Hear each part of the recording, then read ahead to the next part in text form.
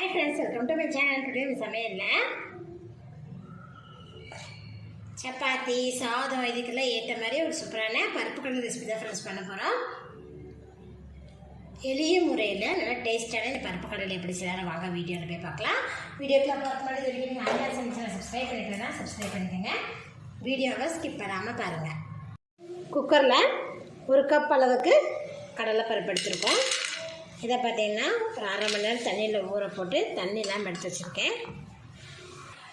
துவரம்பருப்பு 1/2 கப்பு, 5 பல்லு பூண்டு, 2 பெரிய வெங்காயம், பச்சை மிளகாய் 2 தக்காளி பழம், 1/2 டீஸ்பூன் மஞ்சள்தூள், 1/2 டீஸ்பூன் அளவுக்கு கல்லுப்பு,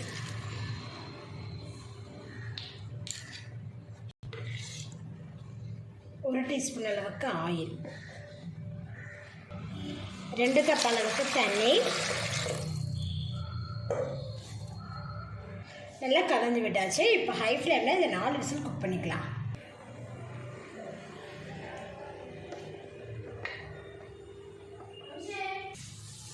நாலு விசில் வந்ததுமே ஆஃப் பண்ணிட்டோம். ஓப்பன் பண்ணி பார்க்கலாம்.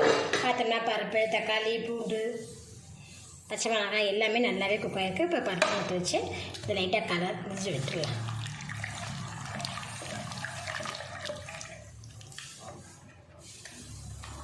ஏன்னா நம்ம தக்காளியும் பச்சை மிளகாயும் பார்த்திங்கன்னா முழுசாக தான் சேர்த்துருக்கோம். அதனால் லைட்டாக கலந்து வச்சுருக்கோம். பாருங்கள், நல்லா கடைஞ்சி விட்டுருக்கேன். 5 நிமிஷம் பார்த்திங்கன்னா ஹை ஃப்ளேமில் குக் பண்ணிகிட்ருக்கேன்.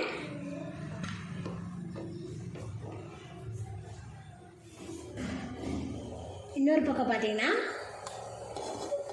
தாளிக்கிறதுக்கு கடாய் எடுத்து வச்சுருக்கோம். தாளிக்கிற கடாயில் 2 டீஸ்பூன் அளவுக்கு எண்ணெய் சேர்த்துக்கலாம்.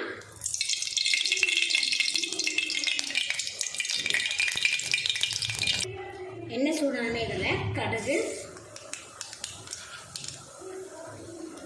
1 டீஸ்பூன், ஜீரகம் 1/2 டீஸ்பூன், பொரியும் போதே கொஞ்சமாக பெருங்காயத்தூள்,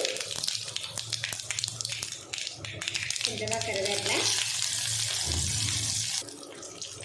2 வரமிளகாய், 1/4 கப் அளவுக்கு சின்ன வெங்காயம். இதை பார்த்திங்கன்னா நீளமாக கட் பண்ணி வச்சுருக்கோம்.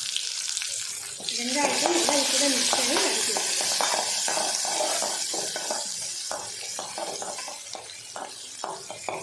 வெங்காயம் பாருங்கள் நல்லா வதங்கிடுச்சு. இப்போ இது கூட 1 டீஸ்பூன் அளவுக்கு சாம்பார் தூள் சேர்த்துக்கலாம்.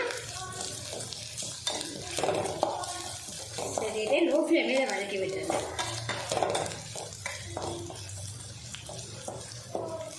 இப்போ இதை கூட பார்த்திங்கன்னா பொடியாக நறுக்குன்னா கொத்தமல்லி தழை இதை கூட சேர்த்துட்டு வதக்கி விட்டுட்டோம். அவ்வளோதான். ஹை ஃப்ளேமில் பார்த்திங்கன்னா நல்லா குக் பண்ணிகிட்ருக்கேன். இப்போ இது கூட பார்த்திங்கன்னா நம்ம தாளிப்பை இதில் சேர்த்துடலாம்.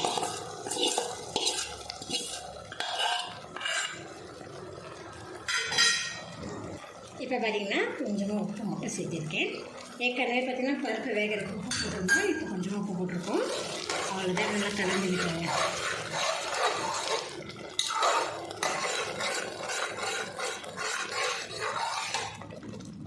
அவ்வளோதான், நம்மளோட பருப்பு கடையில் பார்த்திங்கன்னா ரெடி ஆயிடுச்சு. நல்லா அருமையான பருப்பு கடையில் பார்த்திங்கன்னா ரெடி ஆயிடுச்சு. இது சாதம் சப்பாத்தி கூட எல்லாம் சைடு வச்சா சாப்பிட்றதுக்கு ரொம்ப சூப்பராக இருக்கும். நீங்களும் இதை போல் ட்ரை பண்ணி பாருங்கள். இந்த வீடியோ பிடிச்சினா லைக் பண்ணுங்கள். மறக்காமல் ஆமினா சேனல் சப்ஸ்கிரைப் பண்ணிக்கோங்க. நன்றி.